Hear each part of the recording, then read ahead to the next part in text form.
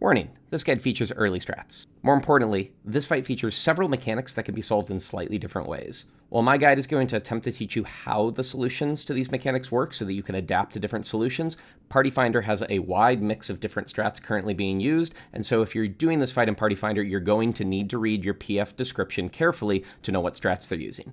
Apologies in advance if this guide doesn't show your favorite strat. Hi guys, and welcome to a Hector Lecture Guide to the fight The Minstrel's Ballad, Sphene's Burden. This is Queen Eternal. For this fight, you're going to need light parties. You're also going to want light party positions on this X-shaped platform. You're going to need a fanned-out spread pattern. The order doesn't really matter, just have an agreed one with your party. And you're going to need spread positions on these particular yellow platforms. Be aware that throughout the entire fight, the boss is targeting both of the top two players in aggro with auto attacks. Both tanks should keep stance on, and if any of them dies, they need to provoke. The boss will start out with Ether Tithe, and we're going to be constantly taking raid-wide damage as the stage changes into this green and black version.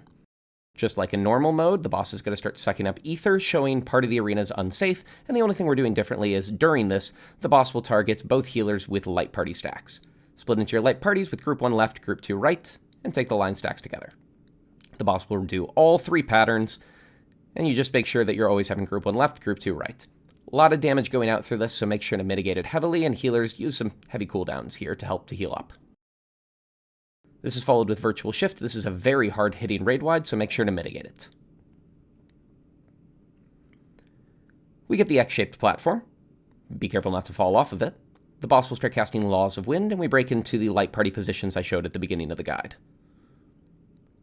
2 light party stacks will target healers, and if you're the healer, move yourself a little bit closer to the edge just to make this next bit easier. You're going to drop a puddle wherever you're stood for this, and we'd prefer it to be more out of the way. After this, immediately move to middle, and you'll notice that everybody's received a debuff. We'll worry about that later. For now, chain symbols appear, and this signifies that shortly all supports are going to be tethered to a DPS. Wait until the debuff appears, or the symbol above your head disappears, and have all DPS run north, all tanks and healers run south, which will break your chains. The boss will cast Legitimate Force, and these are half arena cleaves, always one side then the other. It won't repeat a side like in normal mode. Dodge to the safe side. Immediately dodge to the other side, and you need to have checked your debuff now, because as soon as the second cleave goes off, you need to position to get knocked back according to your debuff. The arrow of the debuff is pointing which way you're about to get flown, but you can also look at this green symbol position next to you, which is pointing which way you're going to get flown.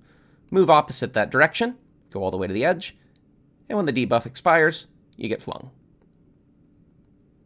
Afterwards, the boss will cast World Shatter for raid-wide damage, and the stage returns to normal. You can immediately start to fan out in your spread positions, but be aware you have a Prosecution of War Tank Buster. This is 2 hits, and you want to have your off-tank provoke during the hit. Both of you take with cooldowns, as each hit gives a blunt resistance down, so you can't take both hits unless you use an invuln, and I recommend saving your invulns for a mechanic later in the fight. Next up is Divide and Conquer. This is why we're fanned out. Every player, one at a time, is going to get targeted with one of these line AoEs. You just stand still and wait to get hit.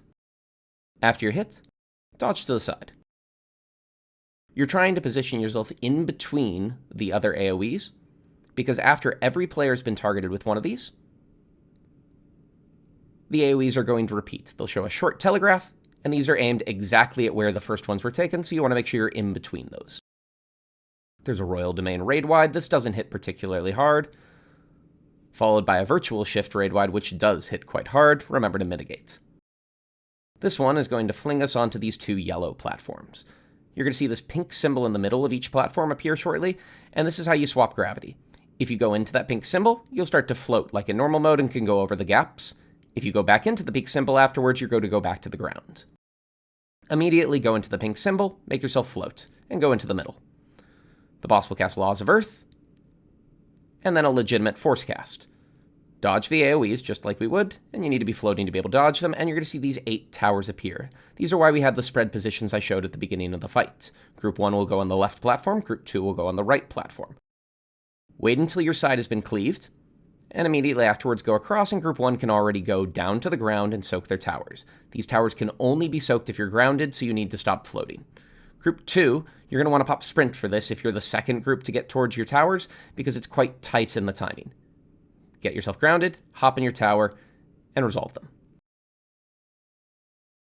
Next up, we're going to get 4 towers, but don't immediately start to commit to them, because afterwards, 2 players on each platform are going to get mechanics. 1 player on each platform will get a tether, 1 player is going to get this giant AoE. We deal with this quite simply. The tether player goes in the pink to start floating, and goes to the north corner. They're going to get targeted with a conal cleave, and we want them out of the way. The player with the giant AoE goes in the pink, starts to float, and just goes off to the side. The other 2 players are going to soak the towers. It doesn't matter who goes where. There's plenty of time to resolve this. Make sure the players in the towers are still grounded. Make sure your north players are properly north, and your circle AoE players are not too far north so they don't get clipped. It's a pretty wide cleave. Afterwards, everybody can return to the ground, and we're going to position ready for some meteors. There are a lot of different ways you can resolve this meteor mechanic. I'm just going to show one solve right now. What's most important is we need to make sure that each platform has 4 of these meteors, so we're going to stand still. We're going to wait for the meteors to fall. And then we don't want any more than 4, so we're now going to start to float because every player will be targeted with a second set, and we're going to drop these over the abyss. Afterwards, we're going to return to our platform, get grounded, and we're going to hide behind one of the back meteors.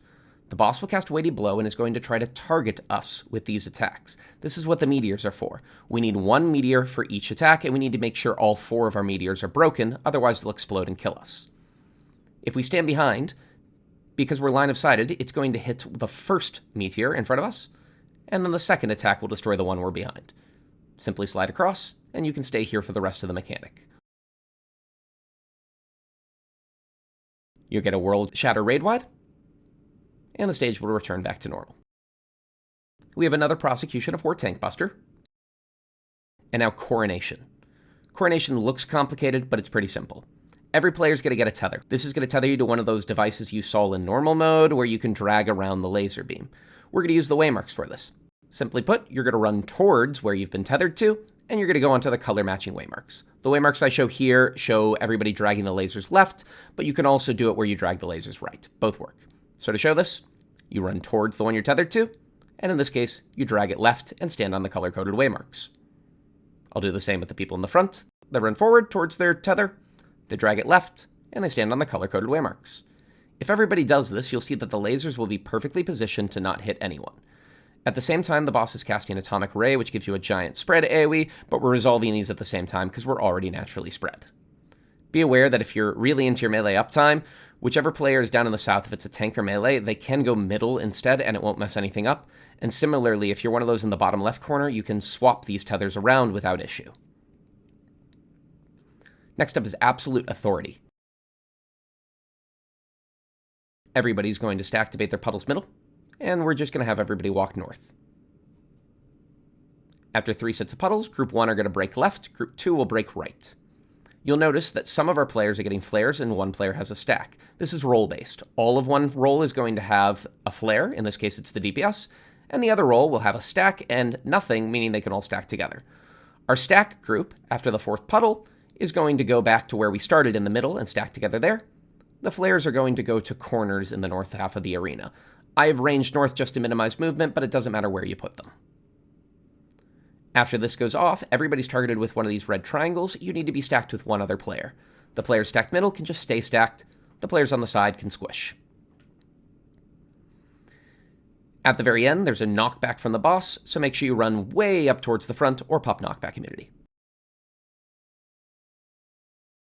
Now, here's how you can cheese this whole mechanic. The flares don't actually do that much damage, so if you want to, you can stack together top left, run across, bait the puddles, and then when the flares and the stacks appear, we're just going to completely ignore them.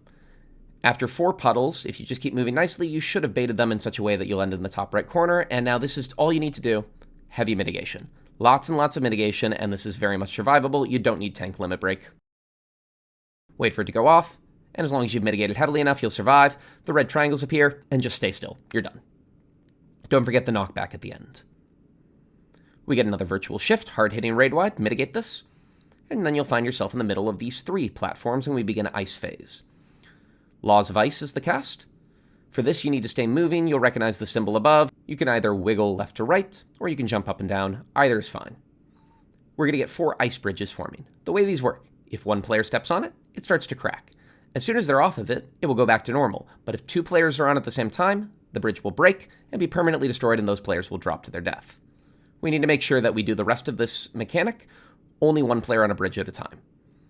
This mechanic is 4 icicles that spawn in the back and will all tether to the same role, in this case all tanks and healers. Shortly afterwards, 4 more icicles will appear and will tether all of the other role, in this case DPS. Now, the intended solution is by the end of this mechanic, we need to go and stretch these tethers far enough so that they won't kill us, and we should end up in positions like this based on which icicle we're tethered to. The tricky bit, how do we get across the bridges one at a time in a sensible manner? So there's 2 competing strategies, and I'm going to show you both of them. Do whichever one you prefer. For a north-south prio, have your rolls line up north to south. When all the tank healers get tethered first, the more northern player is going to take the north bridge, the more southern player takes the southern bridge. You're always going to stretch your tether, so if you're tethered to one of the icicles on the right, you're going left, and vice versa. So here, the tanks both need to go left. Main tank is more north, so they take the north bridge. Off tank is more south, so they take the south bridge. And then they go to their position. H1 and H2 need to go right. H1 is more north, so they take the north bridge. H2 is more south, so they take the south bridge. And then they go to their position. DPS would follow the exact same pattern to be able to resolve theirs. Now, if you don't find this intuitive, you may prefer instead to go with the fixed bridge pattern. This is what's commonly being referred to as brain dead pattern. The idea with this is that we have set bridges that we're going to travel across based on the icicle. For the icicles that spawn below, if you're tethered to left, you go right, right, you go left. But if you're tethered to an outer icicle, take the north bridge. Inner icicle, take the south bridge. Outer north, inner south. What this means is every player has a specific bridge they'll cross, and as long as they take that bridge to their spot, they're fine. DPS, or the second role tethered, has it even easier. You'll notice that these second icicles are directly opposite bridges. You just are going to run across the bridge directly opposite your icicle. If you use that bridge, only one person on the bridge at a time, you'll make it to your position no problem.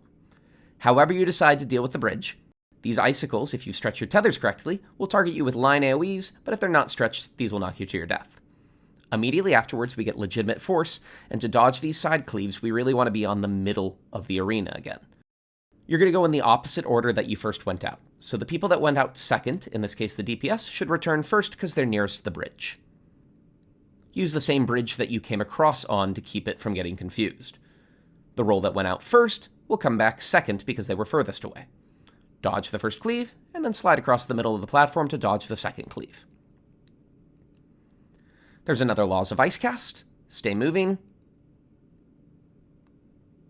And at the end of this, we're going to see 2 tethers and a line stack. There are a number of different ways to deal with this. I'm just going to show you one. This is commonly referred to as MTTT. It's the same as we did for Raining Cats. Melees go in front. They take the first tether while everybody else stays behind and stays in the stack. They go across the northern bridge, and they take it all the way to the corner because it's a big AoE. In the meantime, tanks can position right next to the bridge because we're going to go across the bridge next. After the AoE goes off, the line stack will now appear on one of the tethered players, so we need to swap. They're also going to have an ice vuln, meaning they cannot take a second tether. Tanks should immediately go across the bridge to go grab these tethers, and if they've done this quickly enough, melees can return across the same bridge. If not, melee should use the south bridge to go back.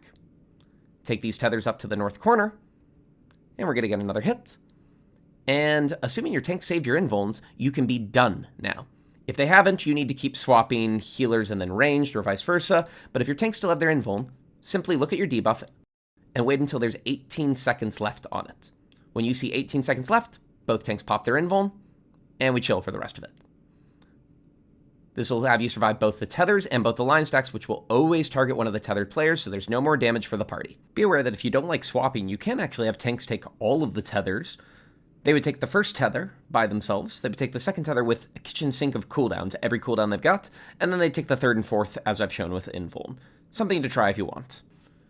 When all's said and done, you're going to get another World Shatter raid wide, and the stage returns back to normal. Not much left. All repeated mechanics. Prosecution of War Tank Buster, Royal Domain raid wide. Legitimate Force is the side cleaves, but there's nothing else during it, just side cleaves. Royal Domain raid wide. And then Authority Eternal will serve as the enrage for this fight. If you kill the boss before the end, the stage will transition, and the boss will return in a new form ready for another phase. Don't worry, this one's pretty easy, not very long. But the boss will return back to full health, and you do need to completely remove their health before the next enrage. Radical Shift is the main new mechanic here. When the boss starts to cast it, you're going to get this new background, and you're going to see versions of the other platforms that you had before appear on either side of you. You're then going to see outlines of those platforms on the platform you're currently stood on. Start to spread into your usual spread positions, just roughly, because you're going to get targeted with spread markers. And now look at the back of the arena. The background is going to rotate in a specific direction. In this case, it's rotating clockwise, or across the front, it's rotating from right to left. We're going to apply that same rotation to the platforms on the side to know that yellow is the one that's about to appear underneath us. It's random which platforms appear on the side, and it's random which rotation. You just need to look carefully at the background. All of our players are now going to position on yellow. They're going to already spread out. And then, when Radical Shift finishes, we swap onto the yellow platforms, and we stay spread.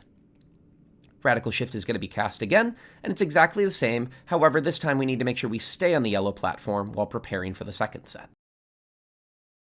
The rotation is counterclockwise, so green is going to be the next new platform. Left to right, so that's the one that's about to appear on. So the group is going to position so that they're still on yellow, but also on green. Don't worry if you're overlapping right now. As soon as you land, you can immediately spread out. There's a couple seconds to be able to adjust. When this is done, there's a world shatter raid wide, and the stage returns to normal. Now, nothing but easy mechanics left. Dimensional Distortion are exaflares. These are AoEs that will move in 2 waves. Look at the second wave, stand in one of those, wait for 2 hits of the first wave, and then dodge.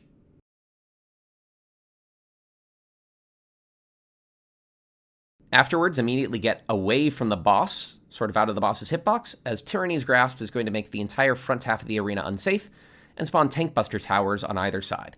Have each tank soak these with cooldowns. Tanks will get targeted one at a time, and then everybody should stack up middle as you have a bunch of raid wides as the boss headbutts you repeatedly. After 8 of these headbutts, you're going to see a line stack marker, and then you're going to get 7 line stack hits targeting you. Heal, shield, mitigate, do whatever you can to survive this. After 7 of these, there's another line stack marker and 1 more hit. The boss will jump back, and now it's repeated mechanics. We get 2 more radical shifts, just like we did before, a world shatter raid wide, and then finally preservation will serve as the enrage. Kill the boss before the enrage finishes casting, or it's game over.